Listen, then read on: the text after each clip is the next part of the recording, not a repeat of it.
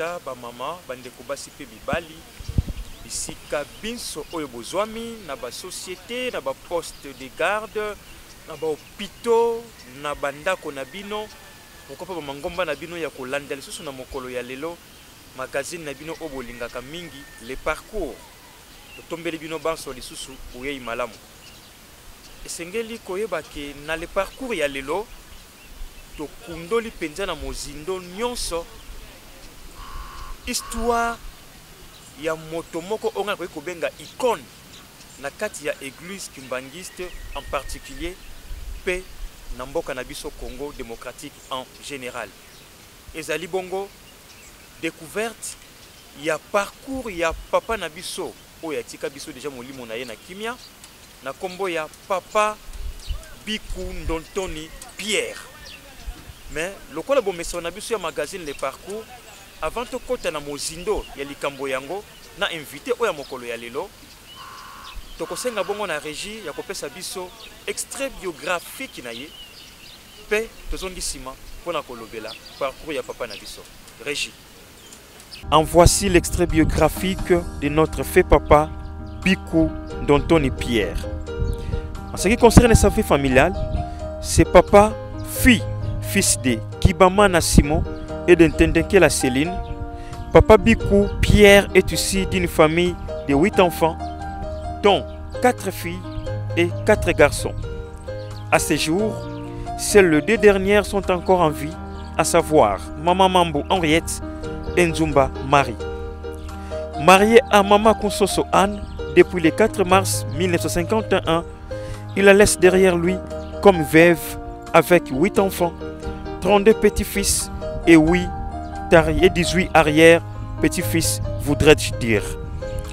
Concernant sa vie parcours scolaire, il faut retenir que c'est fait papa eut ses études en école rurale de Kimaza, école technique de la mission BMS en Gombe Matadi et école technique de Nkungu où il a appris la mécanique automobile.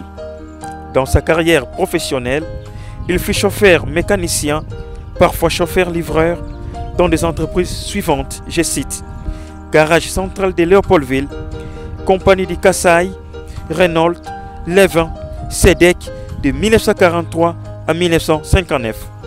Encore chauffeur à l'église Kimbangiste de 1959 à 1965, période au cours de laquelle il a eu la grâce de conduire les corps de Papa Simo Kimbangu de Kinshasa en Kamba du 2 et 3 avril 1960. Chauffeur à Lyon PP de 1965 à 1977. Après sa retraite de Lyon PP, il prestera au sein de Polypharma et Tex Africa, ambassadeur de France, comme travailleur. Dans cette distinction, il y a plusieurs fois médaille d'or de mérite civique pour ancienneté des services rendus à la nation suivant des décisions du président Fé Mobutu de la République datée du 30 juin 1974. Brevet pour la libération et la reconnaissance du kimbanguisme, lui délivré par les chefs spirituels et représentants légal de l'Église le 24 décembre 2001.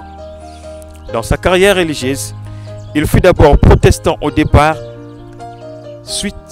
il s'est converti par la suite au kimbanguisme en 1956 et reçut le baptême à la paroisse de Lopor, Rue 13. Choriste de première ère du Jeteki en 1959. Concierge à la paroisse de Kassavubu en 2003. Le 4 octobre 2003, il rejoint son épouse et certains de ses enfants et petits-enfants en France où il a continué à servir son Dieu jusqu'à son dernier souffle. Exemple à suivre.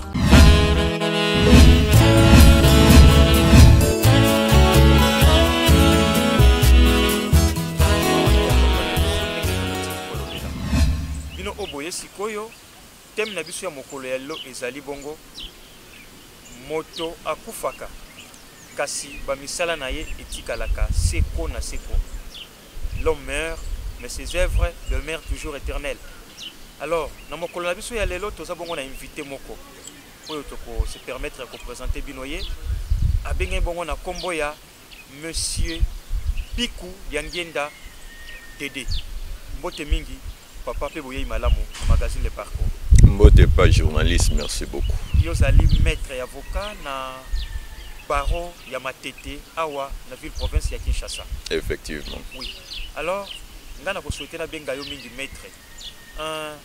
Maître Biku Diangienda Dédé.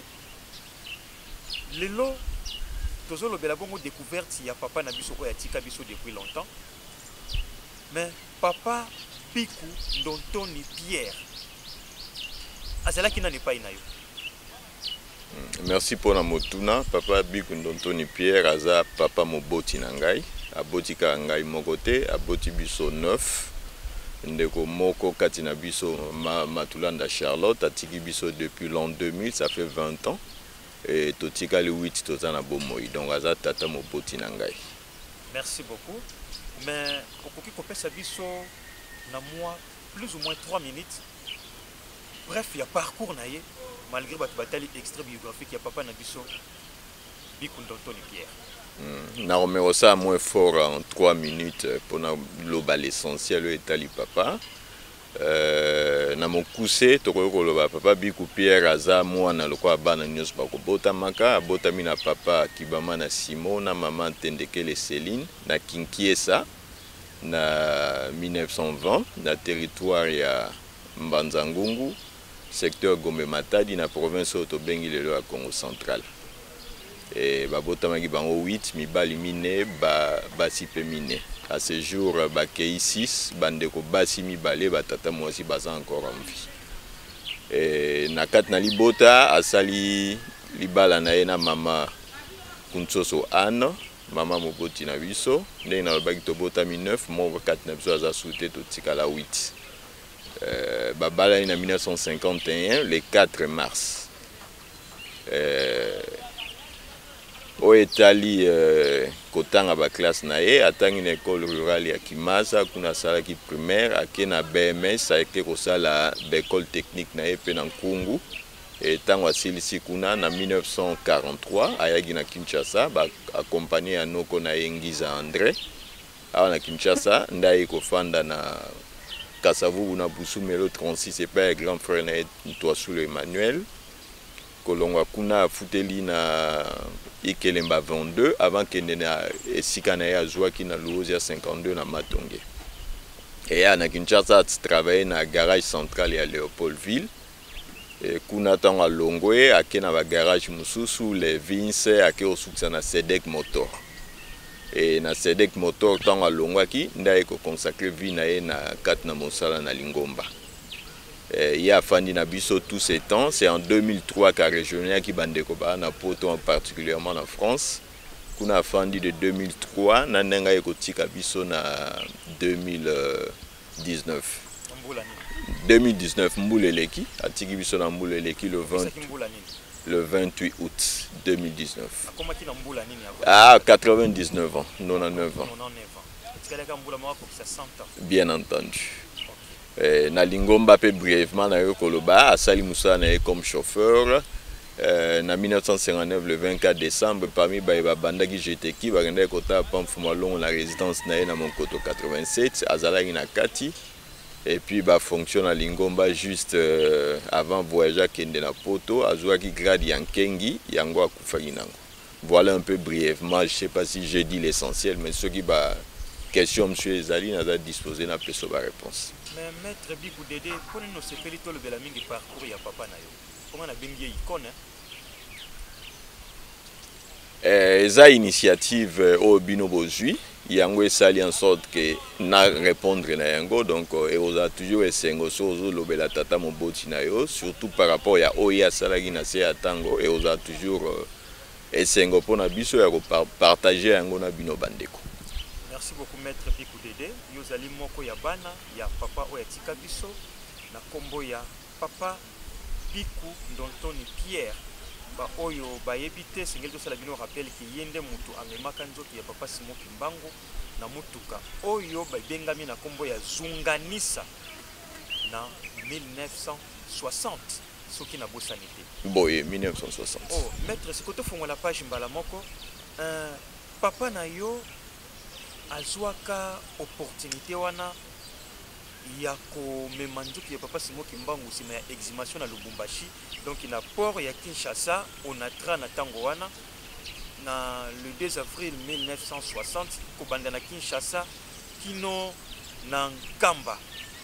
Mais zunganisa wana mingi bayebaka te zunganisa wana ezalaki penza nini pe papa na yo pe azalaki lokola chauffeur na kati ya mutuka yango. Mais qu'est-ce que vous expliquez dans les téléspectateurs et téléspectatrices na o etali zunganisa wana pe opportunité nini o yela ki ye azala chauffeur ni papa Simon Kimbangu. Ok, merci. Maena kolobeza maenga na inventé te eza mai tuzaye koyoka na tata ya onga na za ko rapporter. En fait, véhicule wana zunganisa tango l'état pesi nzela à l'époque ba colon bazaki nan to koma le 30 juin te po tozwa dipanda. Tant l'état pesi nzela ba kozwa corps ya papa Simon Kimbangu makanche ezalaki ebele ekoya ekokene Nkamba na mutuka nini. Bambuta à l'époque ba préféraki basomba mutuka ya sika bakoye kozwa te mutuka esi ememaki batu si esalaki ba course ya ndenge na ndenge bacha nzoto ya papa Simon Kimbangu na kati yango badesidaki basomba véhicule ya sika. Véhicule wana bagenda kosomba ngo ndenge tata ekoyebisa biso na Sedek Motor. Sedek Motor eza sika ye tata na moment wana azali kosala kuna.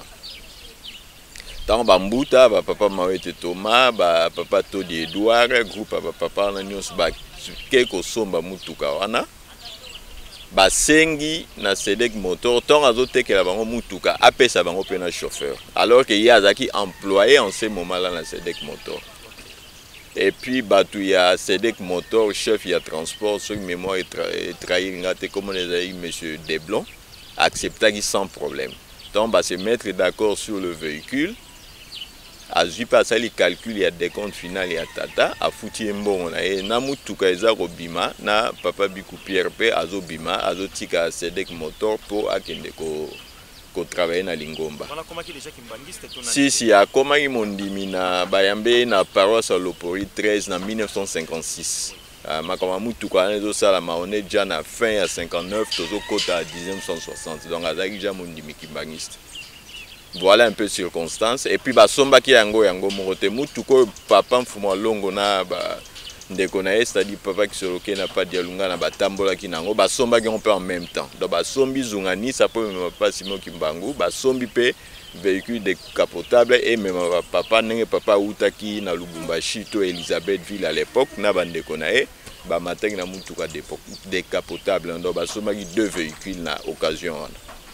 Alors maître Dédé papa na yo ndenge uti kosiki ye mutazalaki conducteur ya mutuka wana zunganisa kozwa nzoto papa Simon Kimbangu na port ya Onatra kino na Nkamba.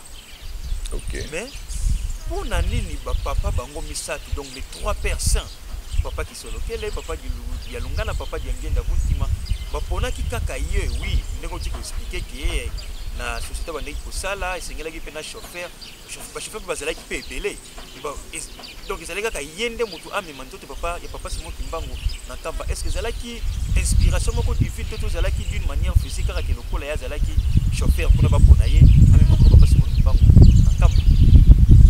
Bon nakoloba eza juste volonté ya tata Nzambe. Volonté ya tata Nzambe pourquoi? Puisque tata tango akoti Lingomba sika moko ali boso ba présentaki na Papa Mfuma Longo papa yebisi na sepeli ndenge oye parmi biso et puis ayebisi le premier jour bakutanaki na ye nazala mutuka na ngai ezali voiture ya marque Pontiac je crois eza ba marque américaine ezali kotambola te ezali na panne papa yebisi papa Mfuma Longo pa diangenda yebisi na papa nazala mutuka na ngai moko efandi mikolo ebele ezotambola te moyena sala ba long trajet ezali te mutuka ngo à l'époque eyaki kofanda na ndako ya papa Nkimu Alexandre atika biso papa Nkimu ari mbuta na Lingomba ndako na ye juste pembe na wenza bayaka monsieur avenue Kasavubu et papa akei wana atali mutuka ngo a détecté panne ezalaki na panne à rotule et à l'occasion tozwaki accident pour clé ezongelaki na munoko azokaki me bazongisi papa diangenda pesi ye mai Nkamba bongisi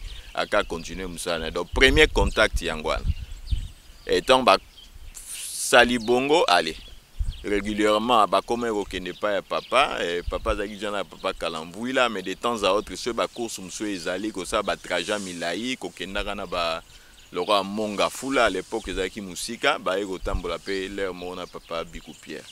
Voilà donc occasion wana esalaki papa Mfumalongo ayebi d'abord abandi pe repese course à memakaye. Il s'est fait que mutuka na Pontiac bah jeune monde tata lui expliquer so papa Robin aba bangwankazi donc ngwankazi avait du des neveux bah jeune wana ba teka ki maintenant Pontiac ya papa ba sombeli voiture mususu ya marque Mercury, je crois qu'ils appellent ça marque américaine. Tant ba sombeli Mercury papa va venir au poussango, mais il s'est fait que Mercury ezali ko la na ndaku ya papa Vilukidi, je pense Alexandre Azape ndeko ya papa Mawete Thomas, je crois cousin na ye. Et si vous avez là, tata moko pe na kati ya ngomba il fut militaire, kombo nazana mpe suna mutute, mais par respect aussi jeté son nom.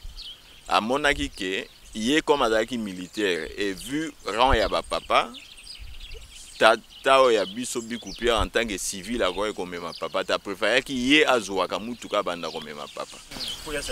Bien entendu. Papa on a sali 3 jours, soit que papa Vilukidi a zui mutuka. Aye nango papa ebsiye avec respect nkaka lelo na robimate. Deuxième fois, troisième fois, bon papa na comprendre que papa lingaga bimana été ndaye kotika mutuka papa Bikou Pierre ya répondre mutuka wana bani ko sa ba course na yena papa tantôt na famille. Il y a là qui choisit hein, donc tu vas voir même de mon petit wana. Tout à fait. Abani ko tambola na ye et puis tant au programme il y a le 2 avril eye papa Mfumambanda tika inkamba ye na Kinshasa bazaki na programme abondeli kuna na Monkoto na résidence à papa Diengende. Dès kuna pa Mfumambanda oyebisa na tata programme ya romema mutuka quelques jours avant. Ezaki te ba yebise 1 mois 2 mois avant, non, quelques jours. Programme ya romema mutuka ezai pa na yo. Oyebisa mama na ndako comme ça bomi bongisa. C'est ce qui a fait que tango coreye ba se préparer, il n'y avait pas que lui le chauffeur hein. Pour boye big mouvement ba surveillant pe bandeki na mukolo wana bato ba sai sécurité bala teki ba pembe ba préparer ba uniforme na bango ya ye chauffeur na ba banso ba sai lokwa ba protocole na mukolo wana. Donc papa Mfumambanda mtayebisa qui est clairement que to petit programme na yom to komema nzoto tata. Voilà circonstance oye sala ke papa Bikou Pierre a mema mutuko to bengi zunganisa.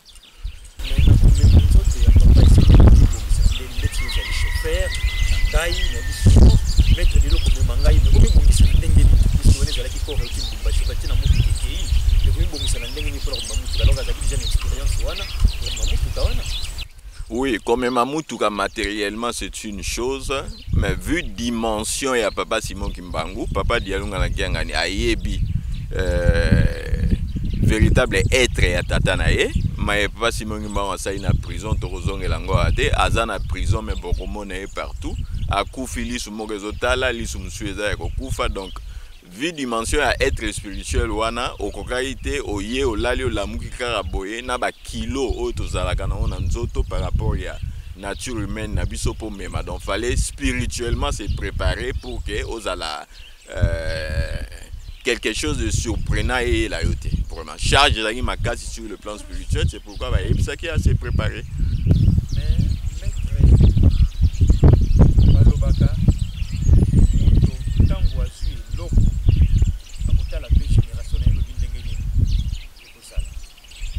Abraham, Isaac, Moïse, parce que sacrifié à Kana Mosala ya Nzambe pour biso lelo o tozali ba descendant na bango tozala pe malamu. Papa Simon Kimbangu également nyokwama pour lelo ba kimbangiste basepela pe. Papa na bino azalaki moko ya ba icône. Autrement dit papa Zunganisa, papa Simon Kimbangu na Kinshasa Tinkamba. Abandaki kosala ba effort nini pa ya ba papa bango misaki de 3 personnes. Pour génération future na épée ezala malamu entre autres cité peyo moko ya bana na. Bon, effort en tant que mondimi puisque orego za na grade na kat na lingomba mais ndenge pas dengenda ikoloba grade ya makasi le mondimi zati.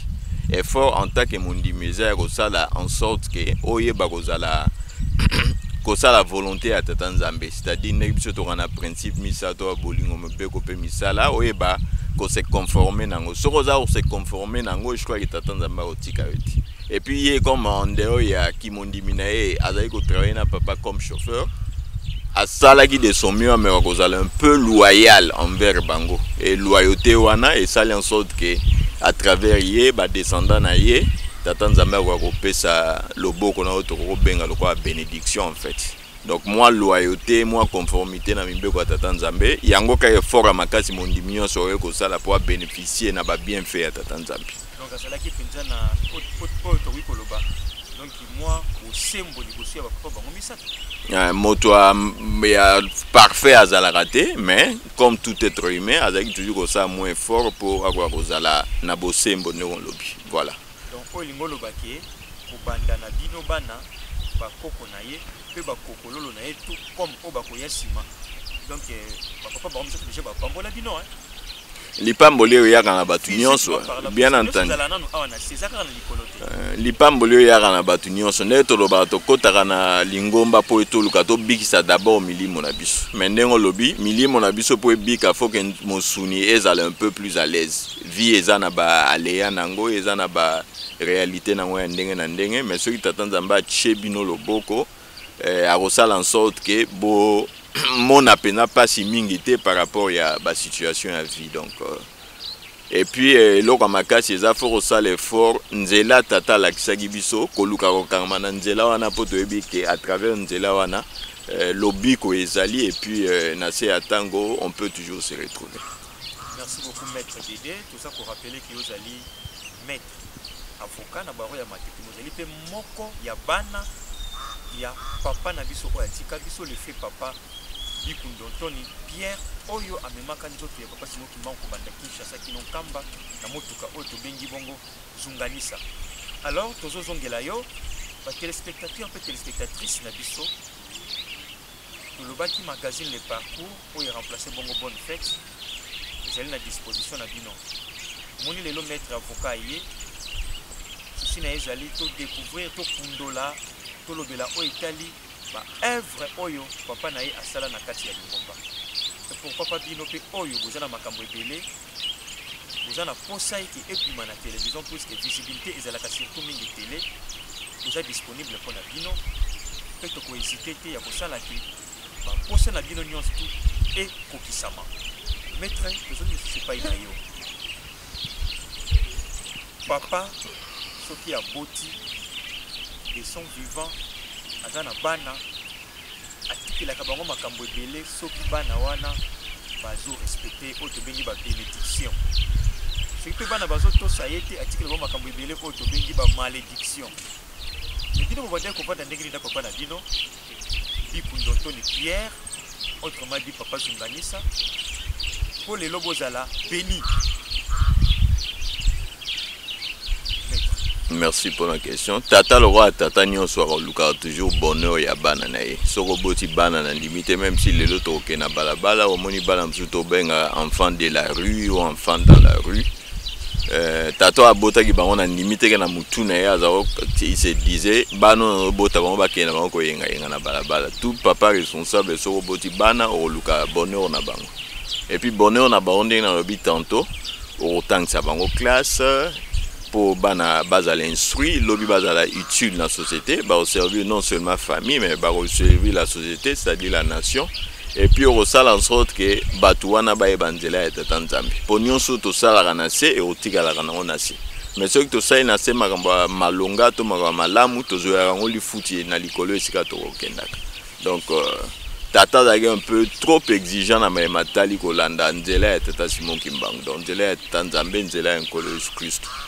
Je crois que c'est Nanzela wana nde tata zalaki vraiment trop regardant et puis tant que toza bana miki ozomona loko aza ko embêter bino mais tant que to koli biso moko toyebi valeur ya ko sambela on s'est rendu compte qu'effectivement ba ma tata yeko senga biso nzela tata yeko laksa biso eza nzela oyo yeko sunga biso po ete toko akozwa lobiko donc nzela ya losambo et nde nzela ya salut, nzela ya bonheur pour na biso. Azaki vraiment trop exigeant de ce côté-là. Maître, nous sommes moi si maman concernant papa Bikundonton et Pierre, autrement dit papa Zunganisa. Pilote même sur son même avion, Azana Likolo, moi la passe Santa Camo et Loko Mokobo. Si tout le monde a eu un sou, abandi kukumba, avion kumba milimo ya batu. Donc, azobanga nzila ngoza ndenge na zotala na se est-ce que aza ko se poser tant de questions. Papa oya yo, tant que memaki tout papa Simo Kimbangu le 2 avril. Kubanda na port ya Onatra kuna na Kinshasa Gombe. Kino Kamba, baleka voir même na Matadi Mayo tout qui te bosani. Si. Amemaka d'abord nzoto. Oyo bino bobengi na église kumbangiste ya papa Molimo Santo. Azalaka accompagné na ba surveillant o bazingaki ye tout comme pe na loboko na ye ya mwasi na kati ya mutuka azanaki batu o peka memaki. Est-ce que asantaki nini kobanda Onatra kino Kamba ya komema ndiko papa Simo Kimbangu surtout balobaki na ye pe ya papa Mfumu Mbanza bongama na yo na mama puisque te pesi charge wana pa ina yo. Merci pour la motuna. Une petite précision peut-être pour la batubari na mutuka. Au départ, ne papa Betarali solo, papa Kinyuk Alphonse, je pense, si mémoire betrahi ngati. Iye moronde falara fanda liboso.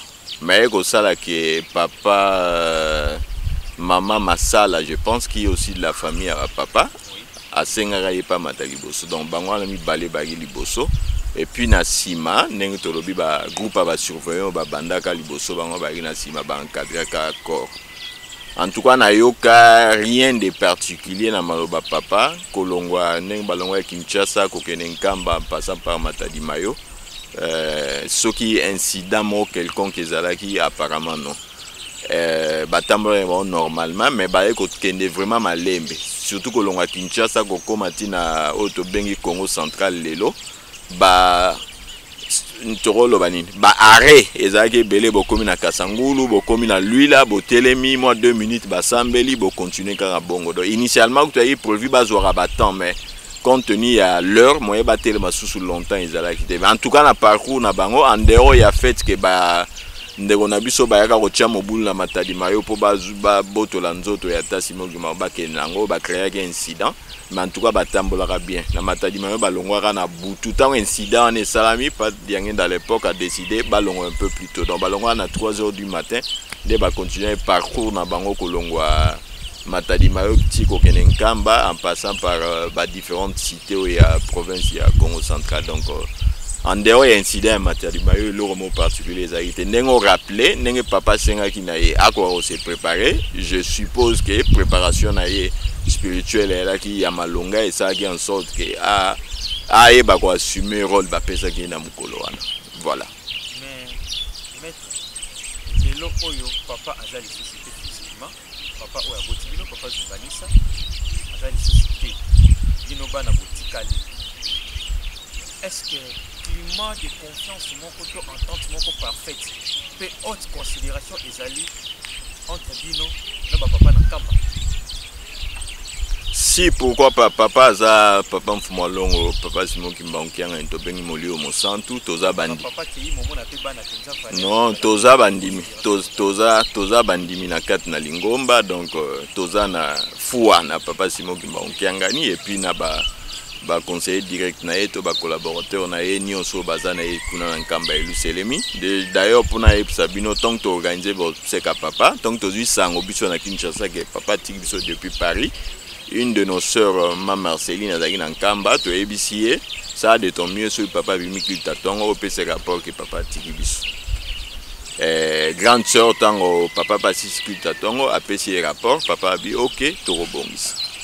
Et au sala qui tombe à programme, il y a Bob Sek et Bandi au Salama, tu DPC, grande sœur aînée. Maman Lina a Ken Nkamba akutana papa conseiller direct pa Mbenza yem tapesa ke programme Jonin Boya na corps Nkamba Jonin ba okunda papa et puis ne sika ba okundela papa donc ba programme wana nyonso eutaki na Lingomba eutaki na bisote donc toza bandimi toza na kati ya Lingomba to continuer au servir tata ndenge papa plutôt ndenge ya biso tata pe aye ko servir. Donc papa Simo Kimbangu kiangani même na 2001 tant bapesi ba brevet à mérite pour la libération et reconnaissance de l'église le 24 décembre 2001. Papa Bigou Pierre est parmi batoyo ba bénéficiaire qui n'a ba brevet wana donc papa Simon Kimbangu Kiangani ayebi pourquoi apesa ki brevet wana et puis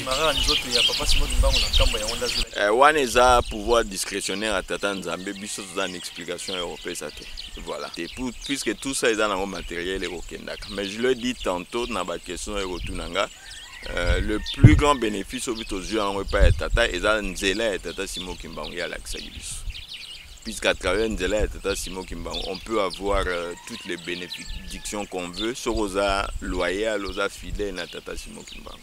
Maître Dédé de balobaka ke na vie ya moto ba inspiration et yaka epesi biso héritage légué epai ya papa na bino oyo bino bana bakokololo bakoko mpe boza kobénéficie na yango na mosala oyo asalelaki papa Simon Kimbangu mpo bango misato papa Simon Kimbangu kiangani kino mokolo ya lelo mpo église kimbangiste ebengama ndenge ezali na mokolo ya lelo emeti balobaka ke moto akufaka neti tolobelaki na teme na biso mais baœuvre na ye to baarchive na ye ekufaka te yo ezali maître avocat sikoyo batu bakoyeba ndenge nini lobi surtout centenaire kala mingi te papa Ndontoni Bipu Pierre azalaki conquérir ya encore papa Simon Kimbangu bandaki 65 kamba eloko nini oyo ezolakisa lokola preuve to archive ya parcours ya papa na bino.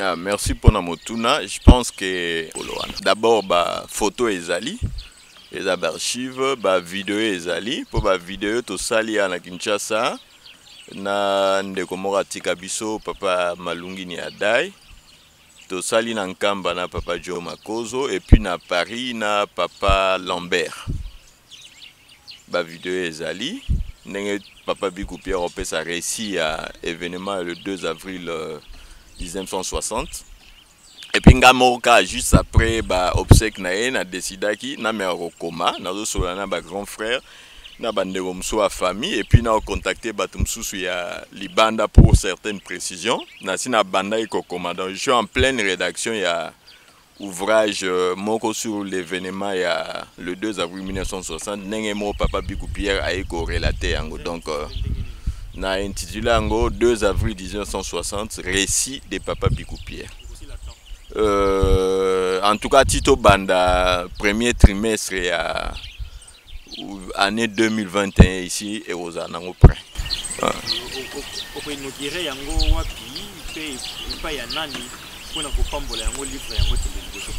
Eza livre ezolobel kambo tata Simon Kimbangu je crois que il y a que en Kamba to mema yango so to silisi to zu faveur ya papa et papa a pamboli yango ndeko yoko permettre bisoto sa distribution de part et d'autre bateau nyonso ba curieux ba nga kotanga bazo occasion kotanga.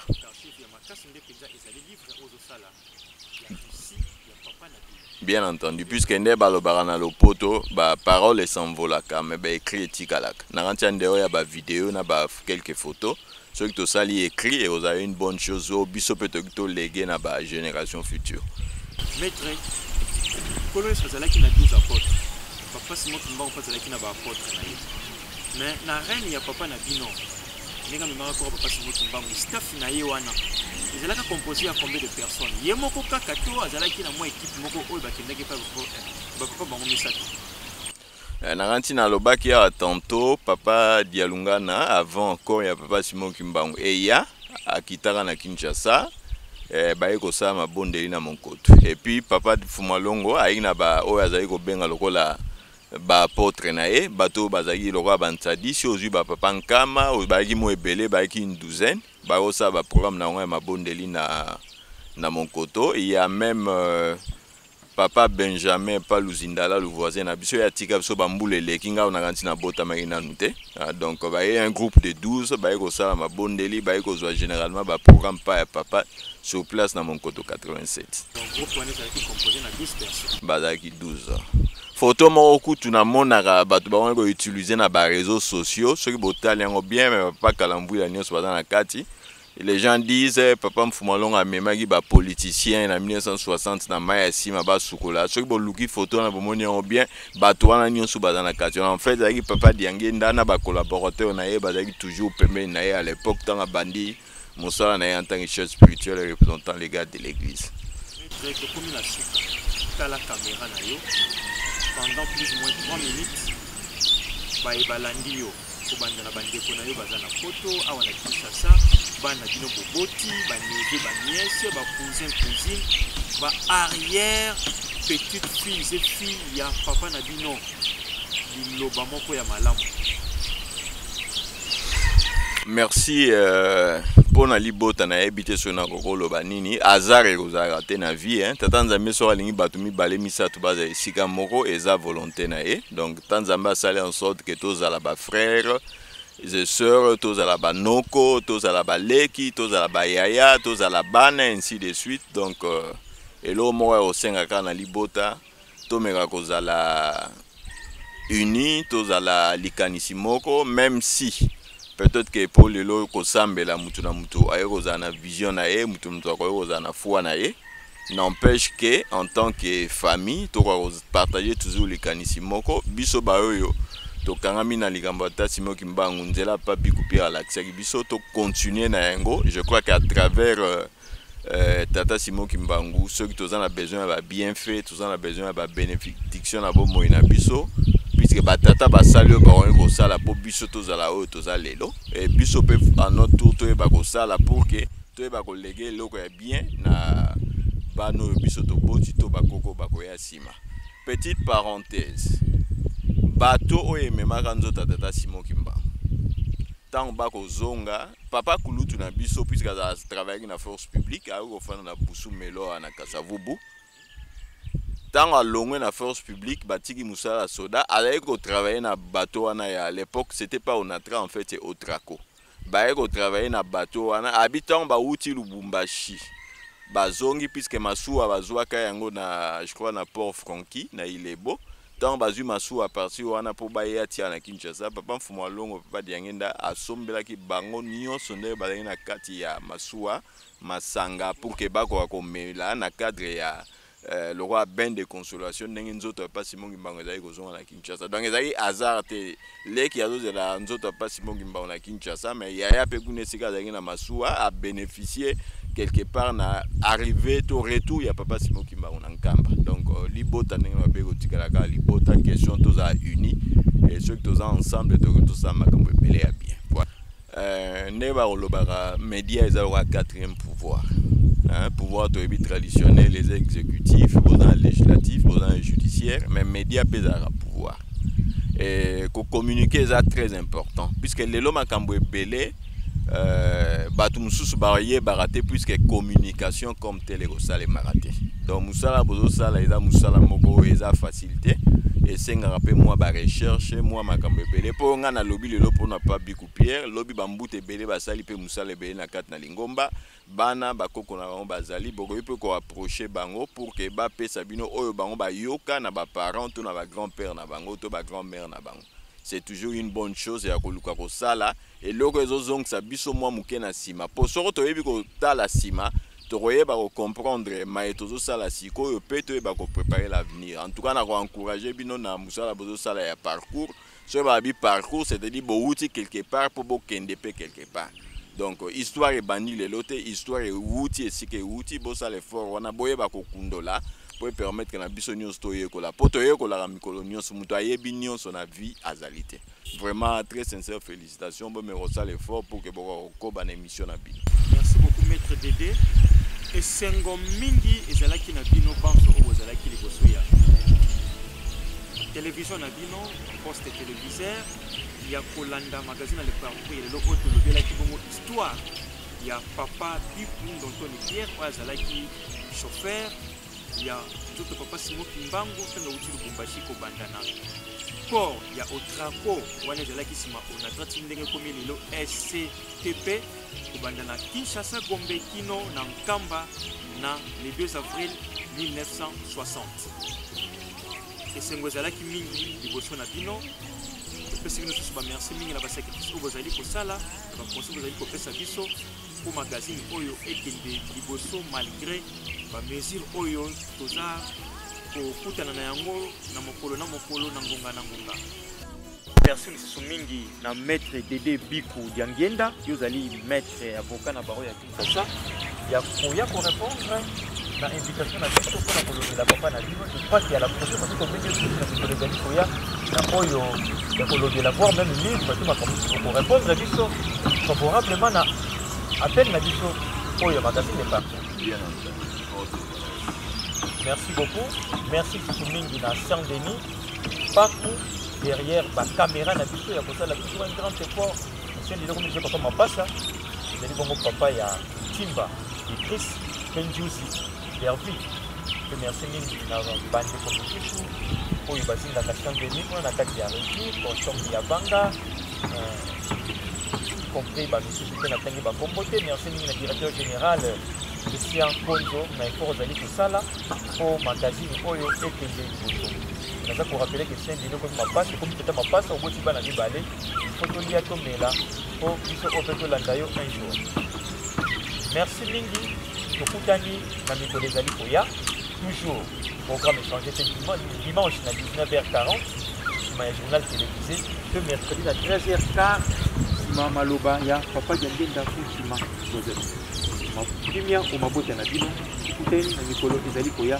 Merci maître Zambe ya Papola. Merci à